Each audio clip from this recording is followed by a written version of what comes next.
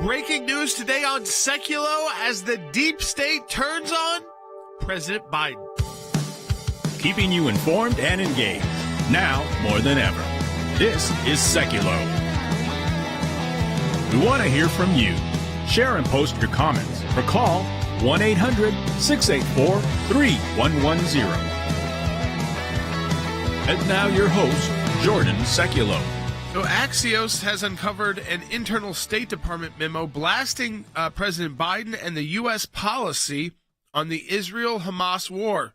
Usually the deep state would take the side of the Democrats, but not when they are in opposition to their leftist ideology and support for, Hamas. I mean, it's hard to say that, but it seems like as though that is the truth. The memo was transmitted to the State Department's policy office on November 3rd.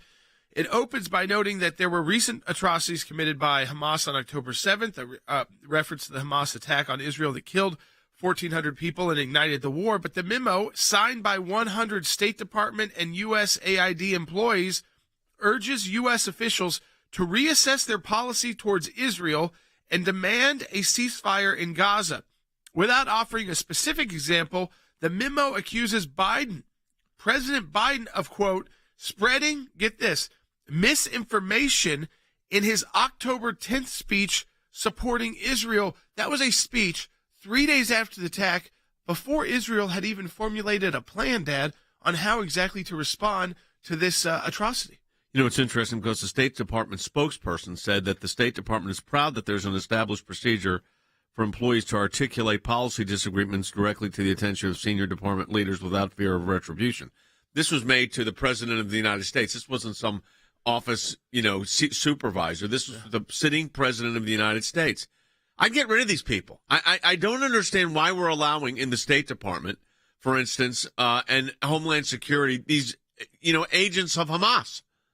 It's got to stop.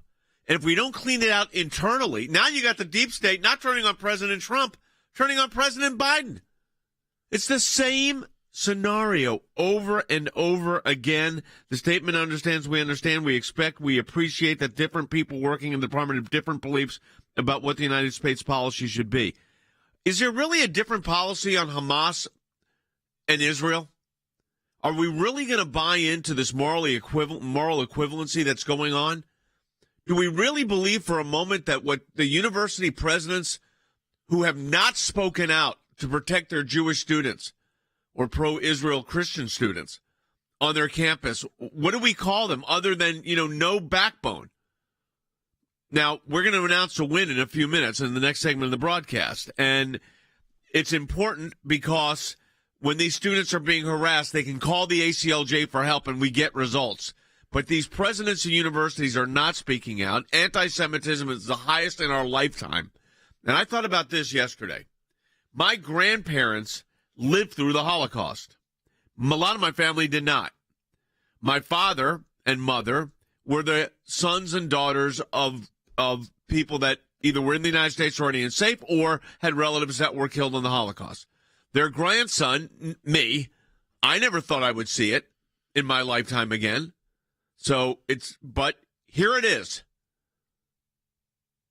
Brutality on the scale of the Nazis. And Jordan's generation is seeing it too, and that means my grandkids' generation are seeing it too. So for 50 years, 60 years, 70 years, the hate of the Jews, which goes back to the time of the Bible, continues, and the Nazi-like regimes are in full tilt right now. Yeah, and in full tilt all over the world, including the Western world. And so what you're seeing now is, we used to point out time and time again, remember, they'll say anti-Israel because they don't want to say anti-Jewish. What they really mean is anti-Jewish. And now they've dropped that. I mean, you're seeing the comments, the protests are talking about Jews. And they're not trying to cover it up and just say, it's about Israel. It's about Jews now. They don't want Jews, and whether it's in London, where people are getting on mass transit saying, are there any Jews in here, and then attacking them? Or you look Jewish, so they're getting attacked? I mean, this is happening. You're seeing the videos all over the country.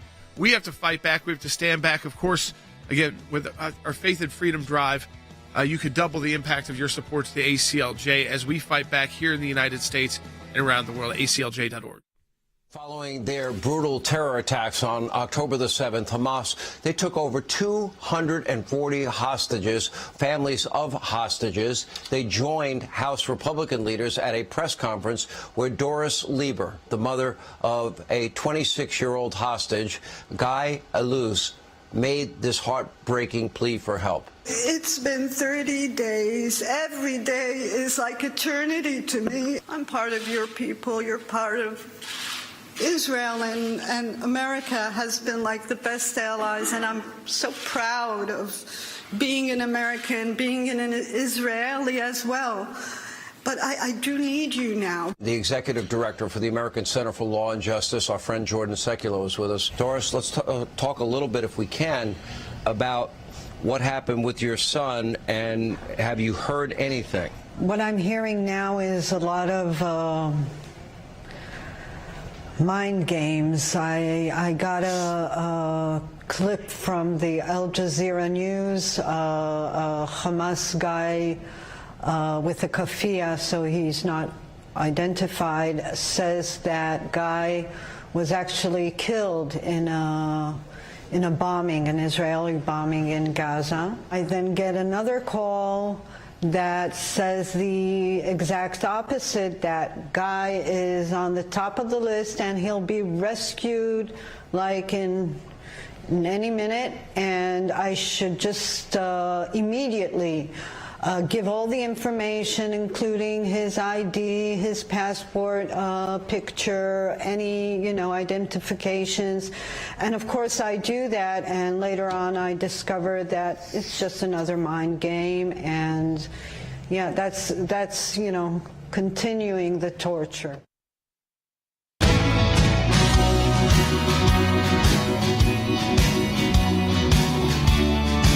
All right, welcome back to Sekulow. We are taking your phone calls to 1-800-684-3110. If you want to talk to us on air, that's 1-800-684-3110. If you've got college students across the country, you may be hearing reports from them about what's going on their campuses from across the country, these mass protests.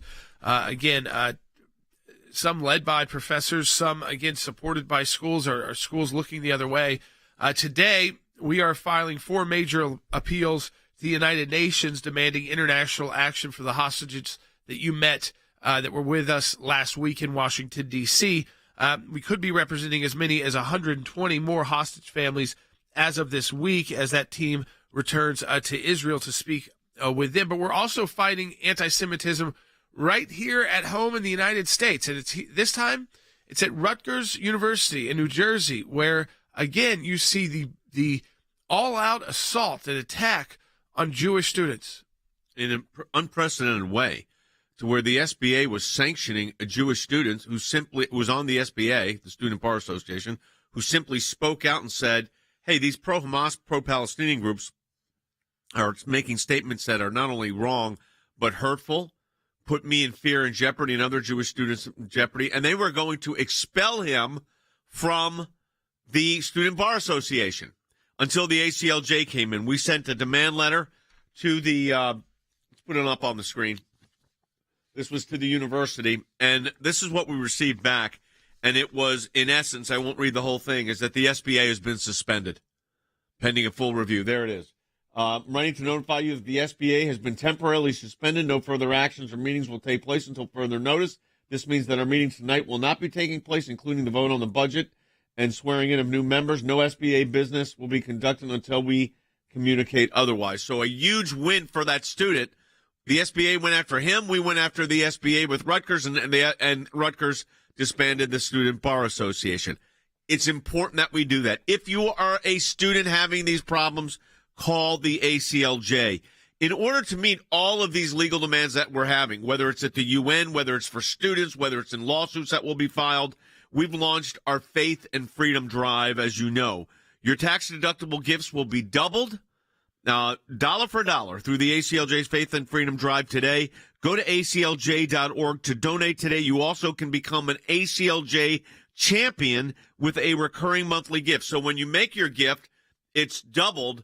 And then if you make it a monthly gift, you become an ACLJ champion. Our goal is to add, by this time next year, about 15 to 17,000 new champions. I think we've added over almost 1,000, maybe more than that now. Will, maybe you can get me the number of ACLJ champions. By the way, it's already having a direct impact on our budget. We see reports every day, and the recurring donations are going up, and that's because of you. So go to aclj.org to donate to our ACLJ Faith and Freedom Drive. Also, we have over 14,000 of you downloaded our new prayer guide, and your prayers are having a powerful effect in all of our efforts. Let me say something about that. This is the ACLJ Faith and Freedom Prayer Guide. It's brand new.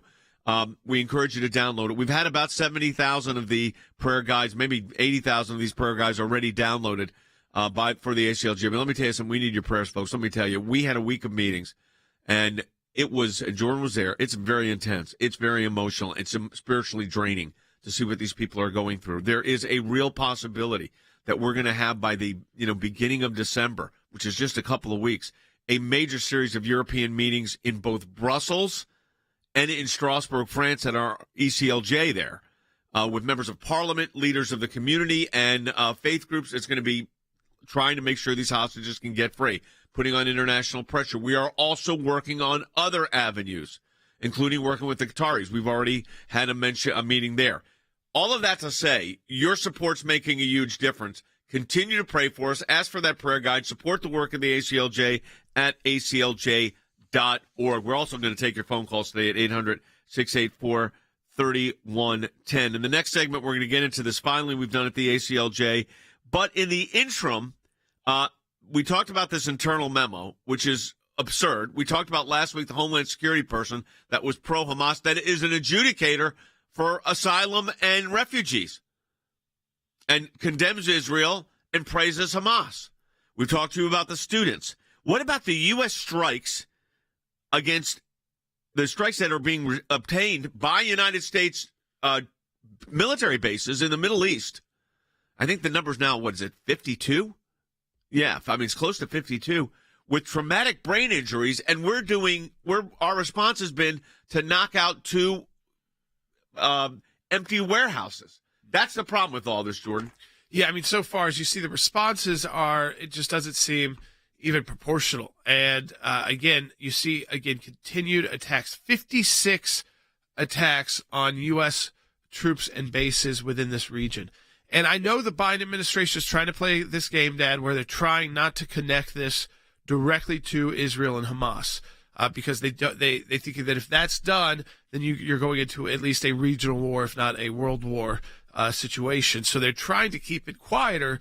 At the same time, though, these are U.S. troops being fired upon by the same actors who are funding the people firing upon and committing the atrocities against Israelis. Yeah, and then you've got the whole issue, and we talked about this in the first segment, of the internal difficulty in the State Department where they're not taking the president's directive. By the way, President Biden has moved another naval group into the Mediterranean Sea, which is necessary because the Iran situation is at a titular point here.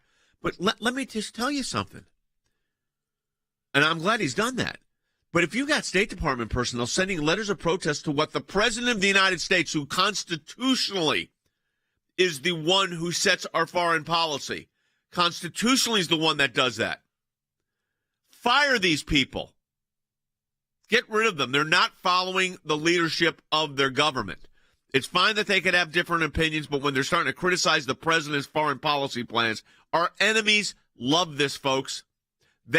Iran loves that they have infiltrated the State Department to such an extent that the State Department will do nothing. Yeah, this is again the issue that we talk about. Whether it is Republican or Democrat, you can have very strong language at the top, whether it's President Trump, whether it's a Rick Grinnell, whether it's a Mike Pompeo, whether it's a President Biden with tough language. But then it gets undermined within these bureaucracies so that you're not really able to set the tone for the policies that need to be put in place for the executive. When the executive talks, the executive branches are supposed to listen to that and follow, and then put those words into policies. And what you're seeing here is a protest against what the executive branch wants the State Department to be doing. Well, here's why. Because CBS is reporting that they are conducting, quote, listening sessions inside the State Department. They're having this listening session at the State Department with employees Both Blinken, Antony Blinken, Secretary of State, and the acting Deputy Secretary, Victoria Nuland, have met multiple times with employees from across the department, including those serving the Near East Affairs and Political Military Affairs bureaus. The meetings have been emotionally charged, including candid exchanges, and some have been standing room only, the two sources familiar with them said. I got to tell you something. Why are we doing this? I mean, what is the reason we're doing this? The president sets the policy. The job of the associates is to implement that policy. If you want to have disagreements in your policy internally, that's fine, but don't bubble that up to the president of the United States, whose policy, once it's made, is the commander-in-chief of the United States. Why is that so hard for the left to understand?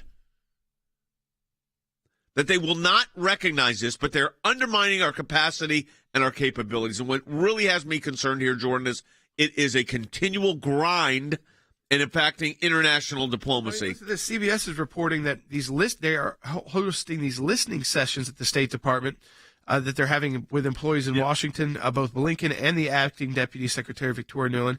They've met several times with employees from across the department, including those serving in the Near East Affairs and Political Military Affairs bureaus. Yep. Again, hundreds of people are coming to these. Standing room only. Yeah. So, I mean, it's a lot more than the 100 who are willing to put themselves on their name. This is like a revolt inside the State Department. So, again, even when you've gotten, we talked about this with some of our Democrat colleagues as well, even when you've got this strong language coming out of the Biden administration in support of Israel, and it's been very strong, the words he's used so far, it's not being backed up by the people below it. That's the problem. And it even starts with started on Friday and over the weekend when Secretary Blinken started saying, you know what, we still stand behind Israel, but there's too many Palestinians getting killed. That played right into what the Palestinians wanted to hear. Because all they have to play is Secretary of State of the United States says Israel killing too many Palestinians. They don't want to play the part of him saying they need to carry on their mission. They need to carry on their mission to eradicate Hamas, but they need to watch out on the civilian casualties. They don't take that part. They clip that part out. All they say is Israelis killing too many Palestinians, and that's what spreads around the world. That's why, folks, we've launched our ACLJ Faith Drive. And I'll tell you something. This Faith and Freedom Drive is very, very important. Your tax-deductible gifts will be doubled dollar for dollar through the ACLJ's Drive. Go to aclj.org to donate today. You can also become an ACLJ champion. Let me tell you something. When you make this a monthly gift, we then get a budget that we can build on. So go to aclj.org, make that donation. It'll be matched. And if you can hit monthly, you become an ACLJ champion. aclj.org. Back with more in a moment. What does it mean to be an ACLJ champion? Becoming an ACLJ champion means joining us in the fight for liberty, in the fight for law, in the fight for peace, in the fight for freedom. The battles being fought in courtrooms right now will decide what kind of future our kids will have tomorrow. So when you join as an ACLJ champion, we now actually have a baseline to know what we can possibly accomplish. And look, the dream is vast.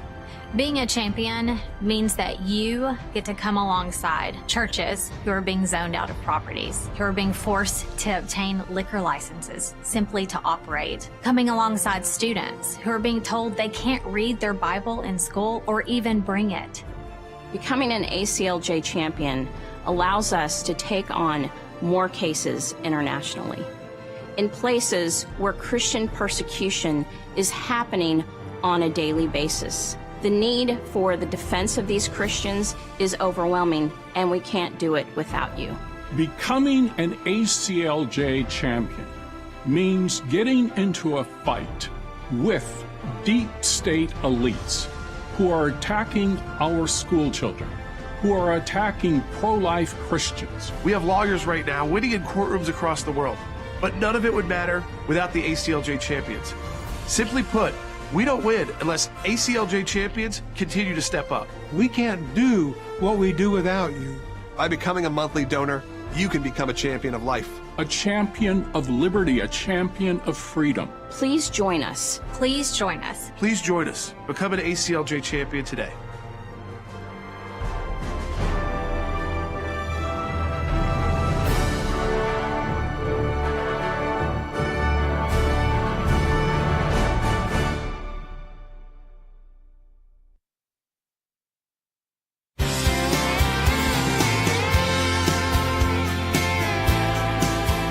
back to Sekulow. We are to your calls too at 1-800-684-3110 as this gets more complicated as you get further away from October 7th, and you see the images over the weekend, massive protest in support, very violent rhetoric used all over the country against Jews, against Israel. You see the one-off attacks. You see, again, the protest in major cities and at universities as well. But we do have news to report, Dad, positive victories on college campuses where we've been fighting back well before this conflict began because I can't remember how many times we've come on this broadcast to talk about the anti-Semitism growing and the anti-Israel sentiment on our college campus. It's been for years that we've been fighting back. First, it was the boycott, divestment, and sanctions movement. And they said, this is about Israel. It's not about all Jews. It's about what Israel's doing.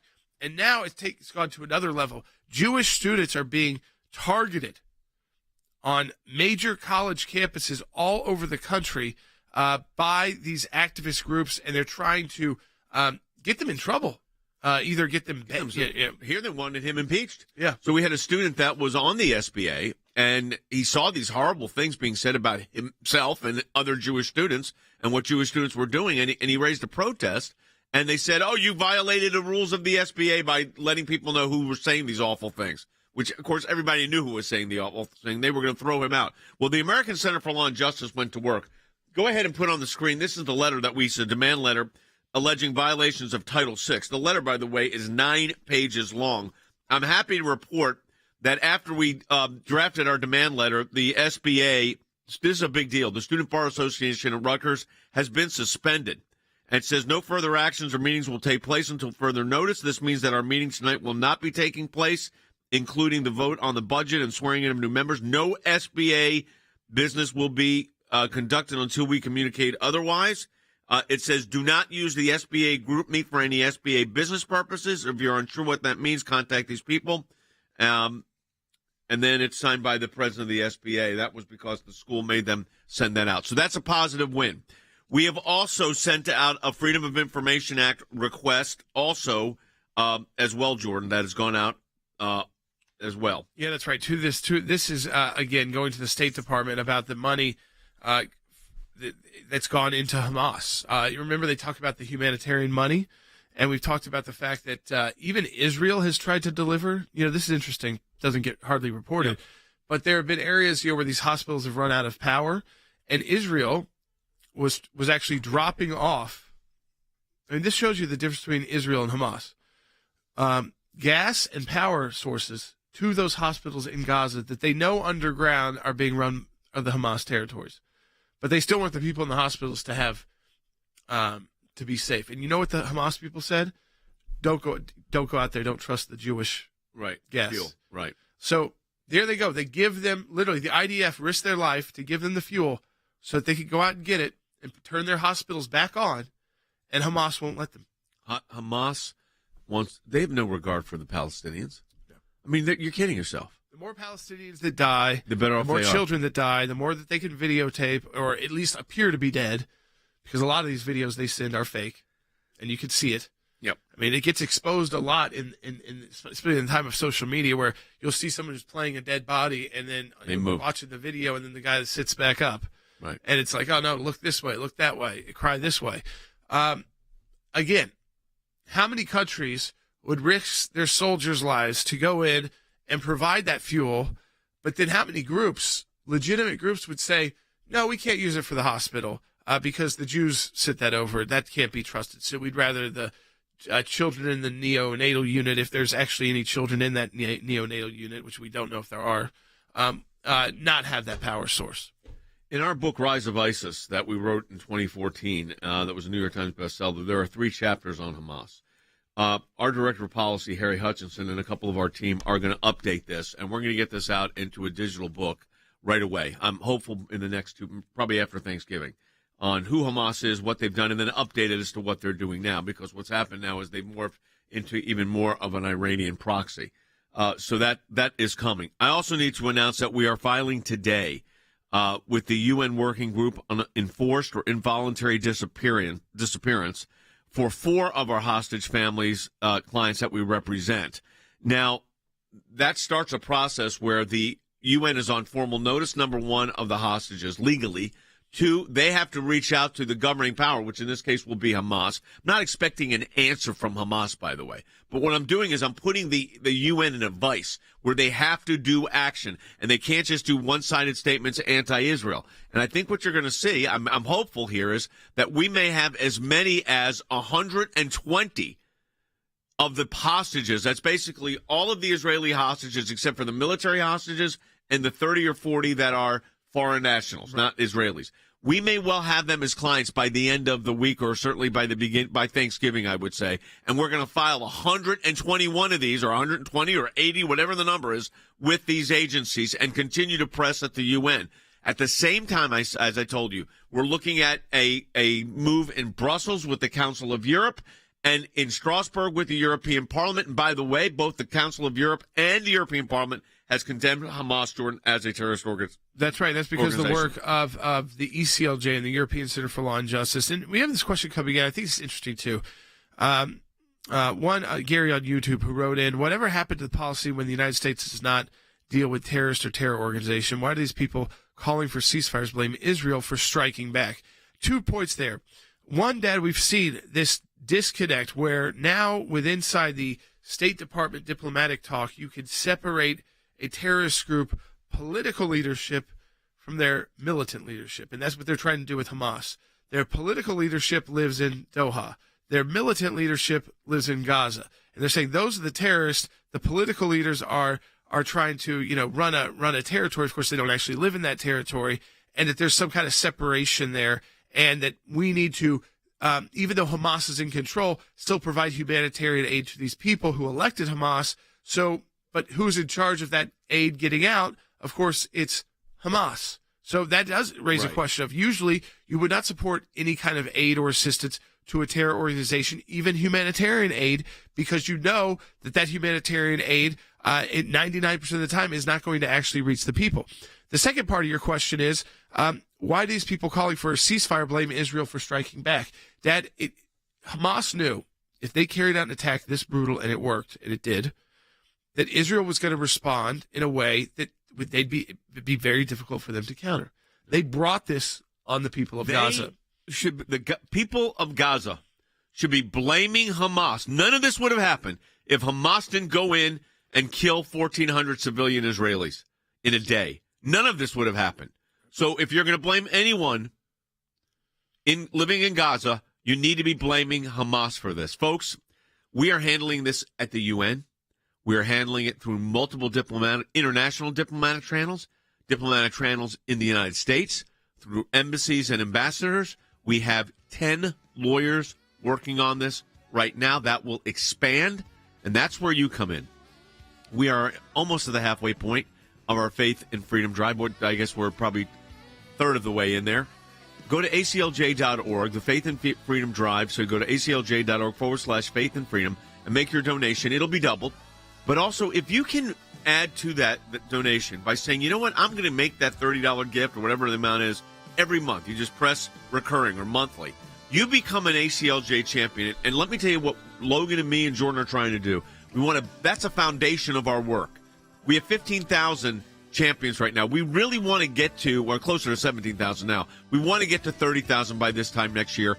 ACLJ.org. Back with more in a moment.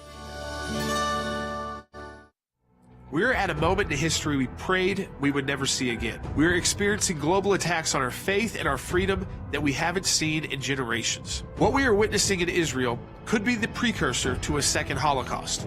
This was a full-scale land, sea, and air invasion. Policies have consequences, and look in the world we're in.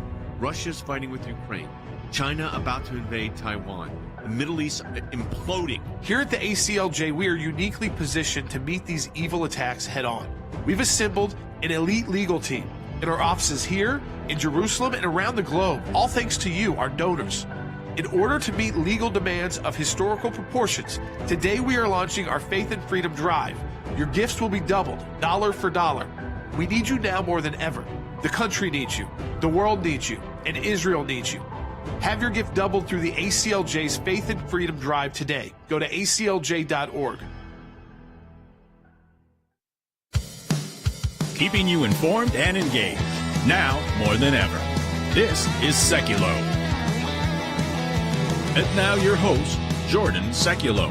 Welcome back to Sekulow. We will take your calls to 1-800-684-3110 if you've got questions about the conflict in Israel, if you've got questions about what is going on inside our own country, these college campuses. Yeah, I'm going to say something. Again, the radicalism that we are seeing on the streets of the United States, in major cities, on college campuses, and it's right on the edge of violence. I mean, I'd say there's been little acts of violence, but there's certainly been, we've seen too in Western Europe, this kind of gross vandalism. We've seen where, Jewish homes have been marked and attacked, right, just because a mezuzah is on a door, and those homes have been desecrated or, spray painted. So we're seeing that kind of level of attack. It's usually that step below extreme violence. But we have seen someone be killed in Los Angeles, yes. Hit with a megaphone, killed on the streets. These are protests that are right on the edge of turning very violent quickly, because the rhetoric used by the pro-Palestinian groups is rhetoric that calls for the elimination of an entire people group. Well, when you say from the ocean to the river to the sea, that's what you're calling for. But let me just read you something. More than 200 universities, including leading universities in the United States, received $13 billion in what is called undocumented contributions from foreign governments. $13 billion. So you want to know why these university presidents are not speaking out? There's why. Now, we're going to get to the bottom of that, too, because we're asking for Congress to have hearings and oversight on this. Our government affairs team is working on that. We're leaving no stone unturned here, folks. But this is all part of the play. $13 billion. So no wonder social justice for Palestine students are causing problems. They got a lot of money and they're organized. But this is the reason we fight back, and we fight back so aggressively, which we are at the ACLJ. Now, I got to tell you, can I take people inside what the work is like right now? Yeah. So we were in Washington last week. I was there the whole week. Jordan was there part of the week. Needed to get back to the studios here to help keep our broadcast going. Those are long days. We're meeting with these families. We met with, think about who we met with. The leadership of the House of Representatives, Republican and Democrats. Okay? There you have pictures. That's with them. So you got that going on. There it is with the Democratic side. And Jared Moskowitz did a major job for us on that, and I appreciated it. Dan Goldman, who I battled out on the floor of the United States Senate on impeachment, was there, and we both embraced. It's that serious. Those are the offices of the ACLJ, fully utilized for this. That's the size of the delegation. 15 people that we were moving through Washington over a 3-day period. We'll be doing the same in Brussels and in Strasbourg. We have got to keep this at the forefront. If we do not keep it at the forefront, it will fade, and it will fade quickly. So the goal here is our Faith and Freedom drive right now is, and you talk about freedom, what's more important than getting out of a hostage situation? And as believers, we have a special obligation here, and we've also been given the resources to do this. We moved a lot of people. Our offices in Washington were fully engaged. We bought the building next door to our office in Washington for about $5 million, about, what, Jordan, 6 months ago? Yep. We had an option on it for 23 years. We finally were able to exercise it. Needs about $1.5 million worth of work. I want to raise money in December and get that building. I want that building started because we could have used it yesterday. We are busting at the seams. These are global issues that the ACLJ is front and center on. And I don't know if you're out there watching this broadcast and can make $1 million gift. I will tell you, we got a $4.5 million gift just last 2 weeks ago. So you can make our job easier by supporting the work. And that's whether it's $30 or $3 million. And obviously, the monthly gifts are what's so significant here. Jordan's going to tell you how you can do it. But, folks, it really makes a difference. Yeah, you can go to aclj.org today and donate. You can become, again, through our Faith and Freedom Drive, your tax-deductible gift will be doubled dollar for dollar through that ACLJ Faith and Freedom Drive. But we do ask, if you're able to, you can become an ACLJ champion with a recurring monthly donation. So choose an amount that you're comfortable with, that again, it automatically donates to the ACLJ each month. We look at those recurring donations, we can really plan because we know what's going to be definitely coming into the ACLJ that month. And so if we've got something big like this that pops up, we've got the resource for it. Go to aclj.org. This is the time of year when we give thanks for all the blessings in our lives, our family, our health. But what about our more profound blessings that we as Americans are privileged to enjoy? Our faith, our freedom, unique liberties that so many people around the world can only dream about. Freedom to worship, freedom to speak.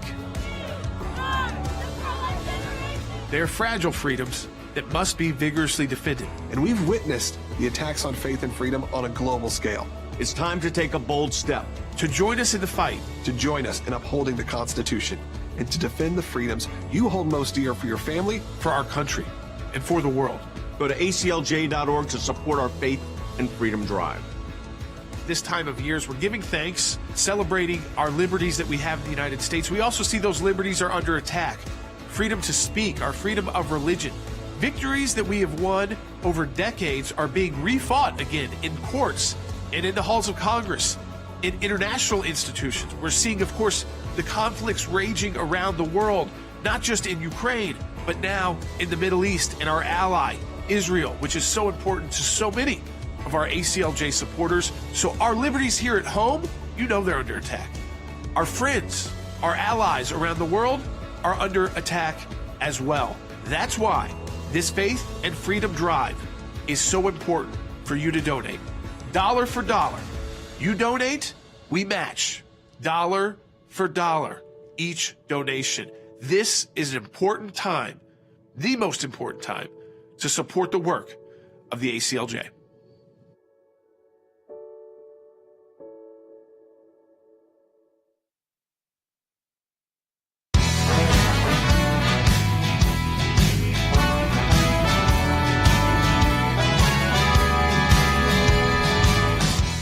Back to Sekulow. So you see the anti-Semitism on college campuses, even college campuses where you've got majority Jewish students, places like Tulane University, violence there breaking out with protests. You've seen, again, in some of the more liberal universities up in the Northeast and across the country, just, again, massive protests with violent rhetoric against Jews and Israel.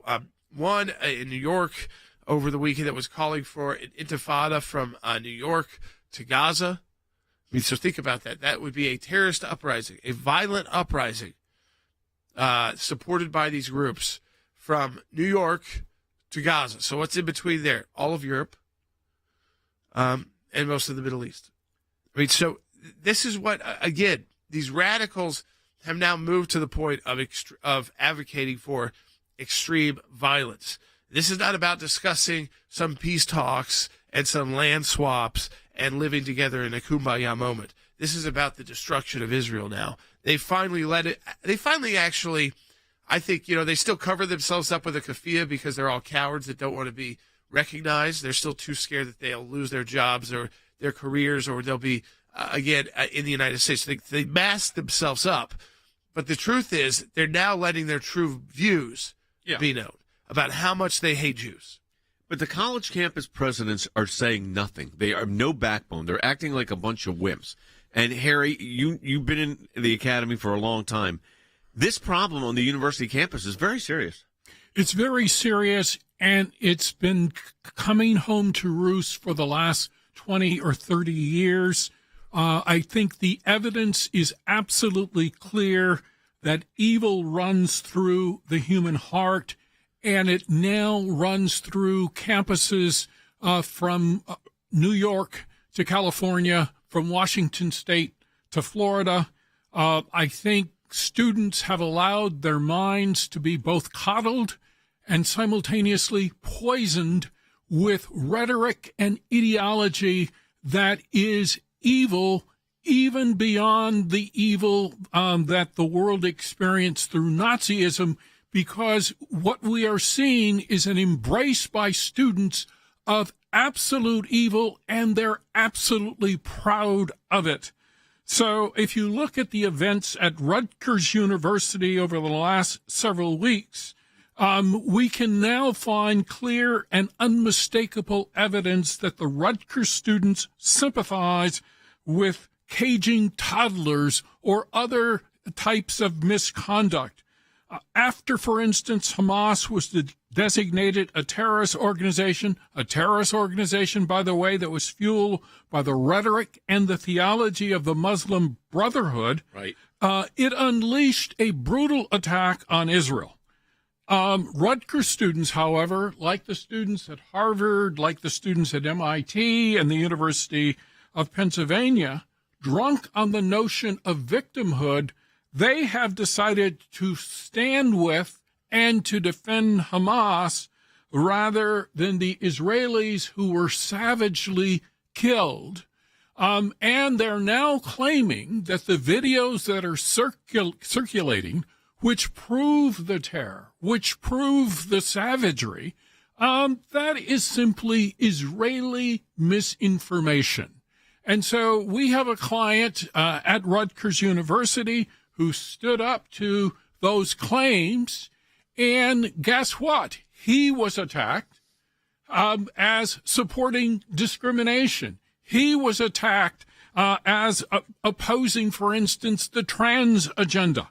Well, what he was trying to do, at least in my opinion, was to stand up for Jews everywhere in the world, and I think we should. Rod Dreher has done a brilliant job of basically outlining what took place on October the 7th. Hamas invaded Israel that morning. Terrorists streamed across the borders in pickup trucks, motorcycles, on foot, and on paragliders. Once inside Israel, they abducted and murdered Israelis. Nonetheless, the students at Rutgers are saying, none of this really happened. Right. This is an illusion foisted on the world by the Jews. The Zionist propaganda machine is what they call it, which is, by the way, what the Nazis use that same kind of language. Now, here's the issue. So we've got the situation resolved for our student. And if you're a student that has experienced discrimination, go to ACLJ.org helpline. We've got 2 lawyers dedicated to help you, and we will do it, and we'll get results. But this is outrageous. What happened at Tulane recently is outrageous. But, Harry, I asked this question. The university presidents are saying basically nothing. And their faculty are saying horrible things about Jews, and the presidents and the deans are saying nothing. I think your analysis is absolutely spot on, but it's important to realize over the last several years, perhaps decades, university presidents have had their backbone surgically removed. Yeah. And they are now wimps in very expensive outfits. And basically, they have accepted the claim that Israel is the oppressor, even though there are only 7 million Israelis in the Middle East. There are over 100 million Arabs, and each and every Arab country has basically expelled all Jews from their country. Nonetheless, Israel is accused of being an apartheid regime. It's being accused of being an occupier. Former President Obama basically suggested Israel was engaged in an occupation. Now the world is claiming that Israel's response to terror, which is to go after Hamas leadership, that response is not proportional. Well, of course it's proportional.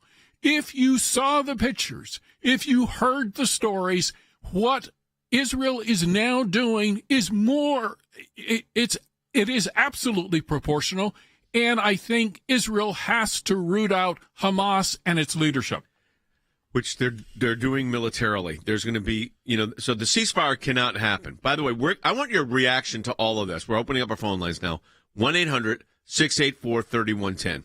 On the situation with Israel, on the hostility towards students, on our work on the hostages, anything related to that. The Biden administration's approach to this, 1-800-684-3110. Phone lines are open now. Yeah, and I think you know what other people are overseeing too. I mean, I just saw this Sunday, 10,000 in the streets in Austin, Texas, supporting Hamas on Sunday. Unbelievable. So, I mean, again, the ability for them to turn on the protest machine and for people to go out there and put themselves out there publicly in support of these horrendous terror acts. And where they try, as Harry said, they try to say, well, that's not even true, that didn't happen. It doesn't matter. You know, at some point, I know that the full imagery hasn't come out yet. And a lot of people in the news have seen it, a lot of politicians have seen it, Dad, but the world has not yet seen what was on these body cameras. 100%. Some of it is, I don't even know if they could show it on regular television. I think that you'd have to have some kind of special. You're talking about for the 45-minute video? I've seen it. Yes. Horrors that you cannot be broadcast to the world. Horrors that you cannot even imagine. If the world saw that, they would say, do whatever is necessary to eliminate these people forever. We think. I hope. Unless they thought it was fake. And I think that's the problem now, is that we've given them enough time to say, no, they're telling you about all these atrocities. They're just setting this up to look like all these atrocities happened. They didn't really happen. And, Dad, we know from some others as well, and I'm going to name them, they say, oh, it's not Hamas, it's Palestinian Islamic Jihad. It's their problem. It's not really the Hamas that did this. It's Palestinian Islamic Jihad. They're the crazy ones in this situation.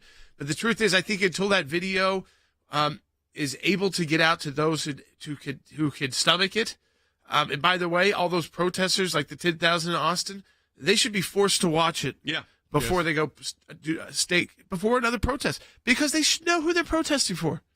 Know who you're obviously they don't, because for. I can't imagine if they knew they would. So I'm going to give them that. Folks, here's what we want you to do. We're coming to the last segment of the broadcast. We're taking your calls, 800-684-3110.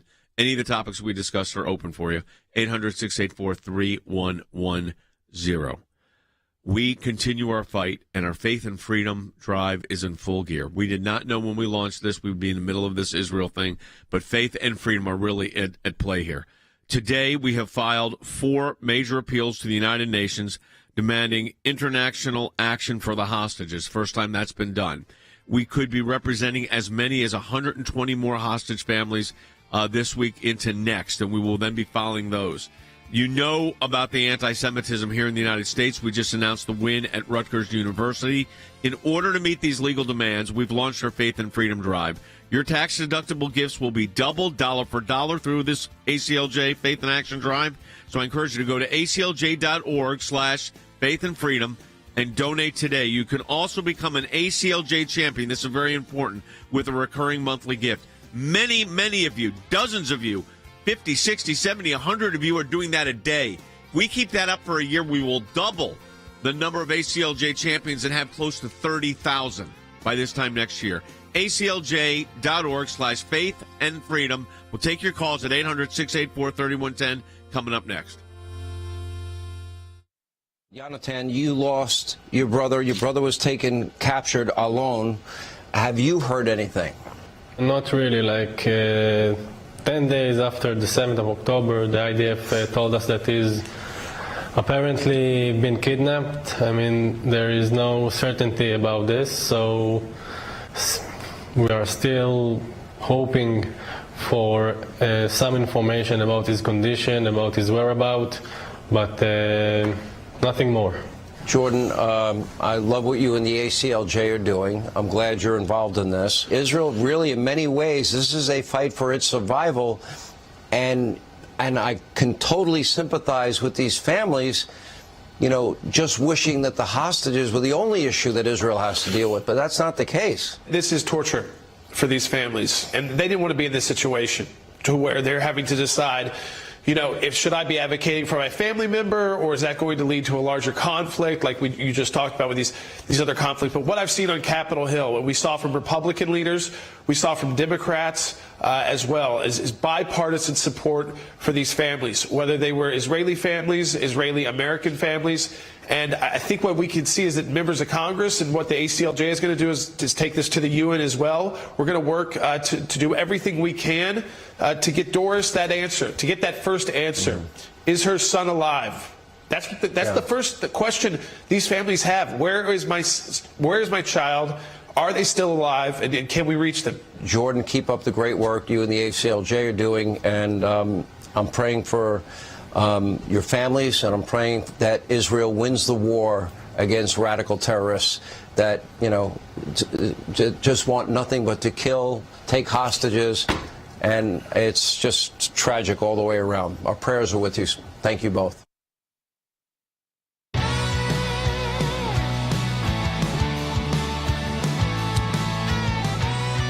to Sekulow. We are going to take calls to 1-800-684-3110. That's 1-800-684-3110. Cheryl's calling in from New York, watching on YouTube. Hey, Cheryl, welcome to Sekulow. You're on the air. Okay, so I understand that under the First Amendment, people are entitled to peaceful protest, free speech. Yep.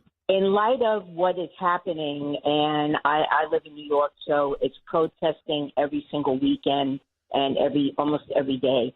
They're calling out for the destruction of not just the Jews in Israel, but Jews all over, Yep. and it's starting to get violent now. So why then? To me, then this doesn't fall under peaceful protesting and free speech. This is dangerous, and they're calling for the extermination of a people group. Why is this being then allowed to continue? Okay, Cheryl, you asked a great question. First of all, the calling for the imminent destruction of a people group, if it's imminent, like let's kill the Jews, that would not be protected by the First Amendment. But the First Amendment does give broad protection to very hateful speech. And that's part of what it is. But as soon as that turns violent, their right to free speech ends. And that's where these arrests have to come into play. You saw that in New York City. It's all over New York City. It's in the middle of the city in Manhattan. It's near Broadway. It's up in Times Square. It's up in the Upper East Side. I mean, it's all over. And they have to get control of this. Now, they got a city that's out of control right now, so that's part of the problem. So you have to balance the First Amendment interests of their right to speak with the ability of the police to keep law and order. And that's the real challenge here. And I think it's going to be a challenge until now, when there's supposed to be a march tomorrow in Washington, it'll be very interesting. I'm praying there's a good result. Could be hundreds of thousands of people in Washington standing with Jews, standing with Israel. That will make a gigantic difference. So we're optimistic about that. But again, we got to continue to pray for that kind of response. Peaceful protests are allowed. Violence is not. Yeah, that's right. And sometimes it's a line, but this is getting pretty close to that line in a lot of these statements, as well as the actions that they are promoting. You know, what are they promoting with their language? Let's go to Kim in Indiana on line 2. Hey, Kim. Hey, I was just wanting to call in because I work in an art school, and all over the walls where the kids put their posters and stuff, there were these posters everywhere that said murdered by Israel, and each one had like a different age of a person, different date or whatever they were murdered, and said let Palestinians have their right to their land. And I thought, are you stinking kidding me? So anyway, are you teaching at is this the college level or high school level? What level is this? It's college level. So they're going to argue, this administration's going to argue, well, they're just exercising their free speech rights by putting this up there. And then the question will be, is it disruptive to the educational environment? Are they advocating something that, like if they put up there from the river to the sea, that's calling for the elimination of a people group, that's genocide. That should not be protected. I mean, you could say it, but if they're taking action on particular students, that's where the dilemma is. So that what the pro-Israel students, pro-Jewish students need to do is put up their own posters. That's what you counter speech you disagree with more speech. That's the tension here, but that's what has to be put in place. Now, what we know is that those students are worried. Yeah, that they're going to be targeted on campus, both not just by the administrations, the teachers that might not like them, but also fellow students that are. I mean, we see them ripping them down. Signs. It's anything that's pro-Israel, and people are taking videos. And that's good that they're exposing people doing that. But, they'll show the people that are kidnapped, and people are going through New York and other cities and ripping down those kidnapping protesters. I think, we're just at this unique time. For those of you who have been supporting Israel for decades, and our long-term ACLJ supporters, our long-term listeners to this broadcast, you have been. You've gotten why we have the office in Jerusalem. You understand why it's so important to stand with Israel on so many different levels. But I want you to know and understand that it's maybe not your kids, but your grandkids, if they are going to just a kind of a regular college, I mean, not some extreme college either, lefty college, but just kind of regular collegiate experience, they are likely hearing horrendous things about Israel that make Israel out to be the bad guy and that make the Palestinians out to be the good guy, the resistance fighters. As they'll say, one man's terrorist, another man's resistance fighter. Again, in this case, when you go to the point of killing children and babies and taking ISIS tactics to civilians, that's not fighting a resistance against a military or an occupying military. That's terrorism. And the fact that terrorism and actually promoting and celebrating terrorism has become the norm on college campuses in the United States, it should concern Americans, because they also, by the way, believe that our country is responsible. They will, in these same remarks, you know who they're not shouting about? They're not just saying Republicans. They're saying Biden. Biden, you have blood on your hands. So it's not just about Republican and Democrat. It is about those willing to stand with Israel and the Jewish people, and those who are either afraid to speak out or who have joined this mob mentality of that it's somehow cool and trendy to go and protest and wrap your face in a head covering so no one can see you when they take pictures of you for Palestinians. I want to lay out for people. These liberal groups, what are they thinking? You think you're part of some lesbian group on campus and you're protesting for Hamas? They'd kill you right in the street. The first thing they would do when you showed up to the Gaza and you tried to say, hey, we're the lesbians for us, they would at least imprison you, throw you out at best. Or throw you off the top of the building, at which best, they did wouldn't before. let you in. Right. At worst, you'd be dead. Okay, there's no women's rights. You'd be driving a car. You'd be educating your body. You certainly wouldn't be in college. They might use you to do a suicide attack. You like that? Maybe. But that's about it. I mean, so come on. I mean, are you that uneducated to know? I mean, think about these students who think all these great things. We can decide what, if we're men or we're women, and we're going to come up with our own terms. Go see how that works in the Gaza Strip, talking to Hamas terrorists. See how long you can teach at some school in the Gaza Strip teaching about trans history. And see how long they'll let you do that before they either kill you or, at best, throw you out of the country. And yet you're the ones taking the streets for these months. Disgusting. That's these left-wing groups that are marching for freedom with Hamas have to have their heads examined. And I mean that. And I mean it sincerely. It's outrageous. You have no idea what you're even talking about. None. But let me say this, okay? We've got a big couple of weeks here. I just got a message from one of our colleagues in Israel, one of the lawyers. They are meeting with hostage families Wednesday, Thursday, and Friday, where they've been relocated. And we will start getting the additional hostage families that we're representing at the UN. We filed the 4 at the UN today. So that has been filed with the committee that deals with these kind of things. We've also could be, as I said, representing almost up to 120. That's very possible.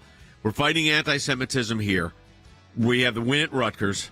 None of this happens without your support. Go to ACLJ.org. Your tax-deductible gift will be double dollar for dollar through the ACLJ's Faith and Freedom Drive today. Go to ACLJ.org to donate today. You can also become an ACLJ champion. This is very important, folks. When you make that $30 gift or $40 gift or whatever it is and make it monthly, you become an ACLJ champion, it radically changes our budget, radically impacts how much work we can do, expanding our broadcast facilities. All of that can happen. We got an estate gift this week of $4.5 million. I believe that we can get a large gift for our building in Washington, D.C., where we need about $1.5 million. ACLJ.org. Back with more tomorrow.